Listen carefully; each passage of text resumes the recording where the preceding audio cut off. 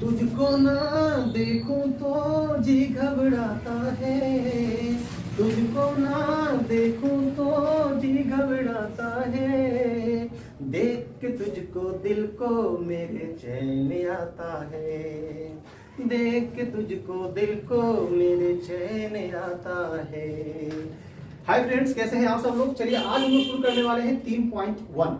आपका जो पहले हम पढ़ा चुके हैं 3.1 का जो भी बेसिक कॉन्सेप्ट था वो मैं आपको दे चुका हूं, और आज हम लोग 3.1 का क्वेश्चन नंबर 1 देखेंगे कि कैसे क्या करना है। ध्यान दीजिएगा, इसमें क्या क्या क्या है कि हमको सबसे पहले क्वेश्चन में कहा गया है कि आपको इसको बीजगणित के रूप में दिखाना है। पहली बात कि बीजगणित के रूप में मतलब एक्स और वाई चर और अचर होने चाहिए, उसमें इस रूप में दिखाना है, और उसके बाद उसको आपको ग्राफीय विधि से भी निरूपित करना, मतलब इसका ग्राफ भी बनाना है। तो मैं सभी चीजें तैयार कर रखा हूं ताकि आपका समय कम लगे, और ग्राफ में खींच के आपको दिखाऊंगा। देखिए करता क्या है, क्वेश्चन क्या है कि आफ्ताब अपनी बेटी से कहता है, ध्यान से क्वेश्चन को सुनिएगा। आफ्ताब अपनी बेटी से कहता है, रे बेटी का हो, तो तुम्हारी जो आयु है, मतलब मेरी आयु तुम्हारी आयु की 7 वर्ष पहले शतगुनी थी।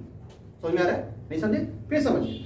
आफ्ताब अपनी पुत्री से कहता है कि मेरी आयु 7 साल पहले तुमसे 7 गुनी थी। बात खत्म हो जाती है। फिर कहता है क्या, अब से, अब मतलब जो अभी चल रहा है, मतलब वर्तमान जो एज है, जो अभी है, अब से 3 वर्ष बाद मेरी आयु तुमसे 3 गुनी हो जाएगी। तो यहाँ बात देखिए, बात आई है पहले की और बात आई है बाद की। तो जिस मैथ में भी अगर पहले की बात आती है तो उसमें आपको माइनस लेना है। पहले जैसे मान लीजिए कि मेरी उम्र अगर 20 साल की है अभी, तो 7 साल पहले मेरा उम्र कितना होना चाहिए था, उसमें से आप घटा दीजिए, क्योंकि घटाने के बाद निकलेगा। और अभी मेरा उम्र अगर 50 साल का है तो 5 साल बाद मेरा उम्र कितना हो जाएगा, 55 साल। तो समझ में आ गया। अगर आपसे पहले कहता है ना तो आप माइनस करोगे, और पश्चात या बाद में कहेगा तो वहां आपको प्लस कर लेना है। तो इसी चीज को हम लोग देखेंगे। आइए देखते हैं। देखिए, और सबसे पहले हम लोग क्या करेंगे कि पुत्री और पिता दोनों का वर्तमान एज मानेंगे कि अभी उनका एज क्या है। तो देखेंगे, माना कि आफ्ताब की वर्तमान, सॉरी यहाँ वर्तमान छूट गया हुआ है, आप लोग वर्तमान लिख लेंगे यहाँ पर, वर्तमान, ठीक है। अभी उसकी आयु जो है वो, माना कि आफ्ताब की वर्तमान आयु 1 वर्ष, उम्र के हिसाब से हम लोग क्या लिखेंगे, 1 वर्ष, तथा पुत्री की वर्तमान आयु, यहां भी आप वर्तमान लगाएंगे, पुत्री की वर्तमान आयु क्या हो जाएगी आपकी, y वर्ष। चलिए समझ में आ गया। अब दोनों को देखिए। अब पहली शर्त से, क्वेश्चन आपका लंबा ना हो इसलिए मैं ऐसा मतलब शॉर्टकट में आपको बनाया हूं कि पहली शर्त क्या कहता है, पहला प्रश्न क्या कहता है कि पहला प्रश्न कहता है कि आफ्ताब, देखिएगा x - 7, ही कौन है, आफ्ताब है। आफ्ताब कहता है कि 7 साल पहले, पहले मतलब उसके उम्र क्या होगा, घटेगा। तो 20 में से ना 7 घटेगा, 13 बचेगा। x में से नहीं घटेगा क्योंकि ये चर संख्या और क्या है, अचर है, तो चर में से अचर नहीं घटता है, तो x - 7। तो अगर पिता की उम्र में 7 साल आप घटा रहे हो, जोड़ रहे हो, तो बेटी में भी तो करना होगा। ऐसा थोड़ी है कि पिता मैंने बड़ा होता चला गया, पिता बुढ़ा हो गया और बेटी जो है अभी मतलब पूरी तरह से वैसे ही है, ऐसा तो नहीं हो सकता है। तो देखिए, तो आफ्ताब कहता है कि 7 साल पहले हम तुमसे 7 गुना थे। इसके उम्र में क्या किया, 7 से गुना किया। एक दूसरा भी फैक्ट ध्यान रखिए, ये समीकरण है, और समीकरण बराबर कब होता है, जब दोनों चीजें आपस में समान होती है, बराबर की इधर और 2 इधर भी। तो देखिए, ये तो 7 गुना है किसका, अपने बेटी का, तो बेटियों में 7 से गुना करेंगे तब ना दोनों बराबर होगा। आई होप कि आपको समझ में आ गया था। अब करते हैं क्रिया, x - 7 ज्यों का त्यों, 7 को y से गुना किया, 7y, 7 को -7 से किया, -49 हो गया। अब हम क्या किए हैं कि -7 को उधर भेज दिए, 49 के पास क्या हुआ, +7। अब -49 में से 7 घटा क्या बचा, -42, और ये ज्यों का त्यों ये भी उतर गया आपका। देखिए मैंने एक काम यहाँ पर किया, क्योंकि हम लोगों को ग्राफ खींचना है, तो ग्राफ खींचना है तो लगलिए हाथी हम कहें कि चट मंगनी पट बिहार कर ही लेते हैं, मतलब इसका सारणी बना लेते हैं। अभी बाद में सारणी बनेगा करेंगे, तो अभी बना लेते हैं, अभी सारणी बना लेंगे ताकि हमारा आसानी से क्या कर सके, ग्राफ खींच लेंगे। तो इसीलिए हमने सारणी यहाँ पे बना रखा है। देखिए ध्यान से, y के स्थान पर, मैं आपको पहले भी वीडियो दे चुका हूं कि कैसे आपको करना है, आप देखिए उसको, कॉन्सेप्ट 1 2 3 देखिए, आपको पूरा समझ में आएगा। मैं आपसे वादा करता हूं कि A to Z। देखिए y के स्थान पर मैंने क्या किया, 7 लिया है, तो 7 को 7 से गुना करेंगे, 7 से देखिए कितना, 49, तो 49 आपका प्लस में, 42 कौन चीज माइनस में, तो प्लस ज्यादा है या माइनस, प्लस। तो 49 में से 42 गया, क्या बचेगा, 7 बचेगा। तो 7 किसका आंसर आएगा, x का। फिर उसी तरह से y का मान आप 5 रखो, तो 5 7 कौन सी, 35, तो 35 कौन सी में, प्लस में, हाई कौन सी में है, तो माइनस में है, तो माइनस ज्यादा है कि प्लस, तो तो माइनस का चिन्ह लगेगा माइनस का।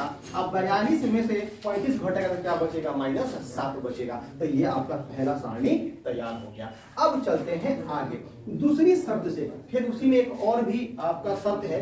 दूसरा शर्त है कि आफ्ताब कहता है कि 3 वर्ष बाद मतलब मान लीजिए कि अभी आफ्ताब का उम्र अगर 20 साल है तो 3 साल का बाद वो 23 साल का हो जाएगा। तो अभी आफ्ताब का उम्र कितना है, x, चूंकि माना गया है कि वर्तमान उम्र कितना है उसका x है, तो उसमें 3 जोड़ दिया। फिर बेटी में भी 3 जोड़ेंगे। ऐसा थोड़ी है कि पिताजी बूढ़े होते जाएंगे और बेटी जो कितने बनी रहेगी, ऐसा तो नहीं है ना, ऐसा नहीं है। तो दोनों में हमने क्या किया, 3 जोड़ दिया। फिर क्वेश्चन कहता है कि मैं तुमसे 3 वर्ष बाद मैं तुमसे 3 गुनी आयु का हो जाऊंगा। तो मैंने बेटी में क्या किया, तुमसे गुना किया ताकि ये दोनों आपस में बराबर हो जाए। अब देखिए ये उतर गया, जो कहते हो 3 को y से किए 3y और 3 3 का 9। फिर मैंने इसमें भी वही काम किया, ये 3 प्लस में है, उधर जाएगा कौन चीज होगा माइनस में, तो 9 में से 3 घटा तो क्या बचा 6। तो इसका भी हमने सारणी यहाँ पे बना दिया ताकि बाद में दिक्कत नहीं हो। गौर से देखिएगा, यहाँ हमने y का मान 1 रखा, कुछ भी रख सकते हो आपकी मर्जी। 1 रखा तो 3 एकम 3, 3 में 6 जोड़ेंगे तो क्या होगा 9। 9 क्या किसका आंसर होगा, x का, तो x का मान आपका 9 हो गया, कोई दिक्कत नहीं। फिर y का मान हमने -1 लिया है, तो देखिएगा 3y यहाँ पे दिया हुआ है और +6 है, तो 3y का मान हमने लिया -1 और +6, तो प्लस माइनस माइनस 3 एकम क्या होगा 3, प्लस क्या होगा 6, प्लस ज्यादा की माइनस तो प्लस, तो 6 में से 3 गए तो क्या बचा 3, तो 3 किसका आंसर होगा, 3 हुआ का x का आंसर। आई होप कि आपको ये चीजें समझ में आ गई होंगी। ये दोनों सारणी आपका बन चुका है। अब हम लोग इसको ग्राफ पर दिखाएंगे। तो ग्राफ खींचने के लिए आइए यहाँ पर चलते हैं। हम लोग क्या करते हैं, एक सीधी रेखा खींचते हैं, इसको हम ऊर्ध्वाधर रेखा कहते हैं, इसको क्या कहते हैं, क्षैतिज रेखा। अब हम इसके बारे में भी आपको पूरी वीडियो बनाकर दे चुके हैं, आप प्लीज उसको देखिए अच्छा से समझने के लिए। चलिए, तो इसमें क्या, ये दोनों रेखाएं जहां काटती हैं उसको कहते हैं मूल बिंदु 0, और सभी दूरियां मूल बिंदु से ही मापी जाती हैं, इसीलिए स्टार्ट यहीं से होगा, 1 2, इधर भी 1 2, इधर भी 1 2, ऐसे करके। तो बता चुके हैं कि मूल बिंदु के ऊपर y अक्ष पर सभी संख्या धनात्मक, नीचे ऋणात्मक, और मूल बिंदु से दाहिने तरफ धनात्मक और मूल बिंदु से बाईं तरफ ऋणात्मक। तो ये आपका हो गया x अक्ष, ये x डैश अक्ष, ये नीचे वाला y डैश अक्ष और ऊपर वाला आपका हुआ y अक्ष।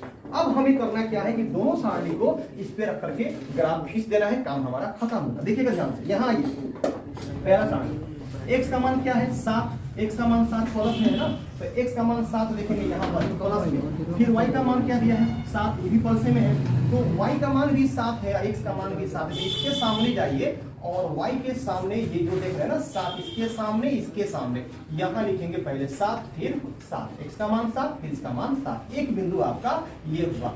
अब चलते हैं दूसरा बिंदु, देखिएगा ध्यान से, x का मान -7 है, तो -7 x का मान आपका इसमें नहीं लिखा हुआ है, -3 है, -4, -5, -6, -7, जितना हो आप बढ़ा सकते हो आपकी मर्जी।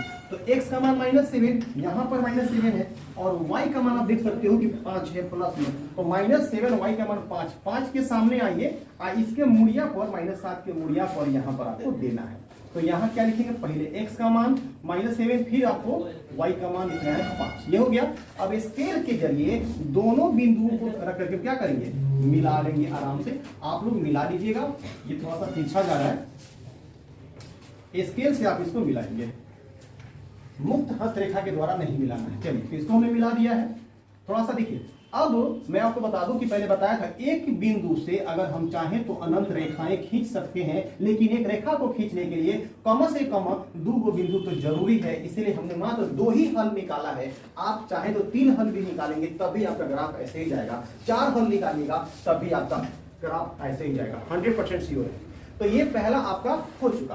अब दूसरे की बारी, दूसरा में देखेंगे ध्यान से, y का मान 1 प्लस में, x का मान भी 9 प्लस में, तो यही प्लस यही प्लस, तो प्लस प्लस किसमें होता है, प्रथम चतुर्थांश में या प्रथम पाद में, यानी इधर होगा आपका बिंदु। गौर से देखिएगा, x का मान 9, y का मान 1, तो x का मान 9 आपका यहाँ है और x का मान आपको y का मान 1 है। y के सामने और 9 के मूड़िया पर बूंदा लगेगा, यहाँ लिखेंगे कौन सी 9 और क्या लिखेंगे 1, पहले x फिर y।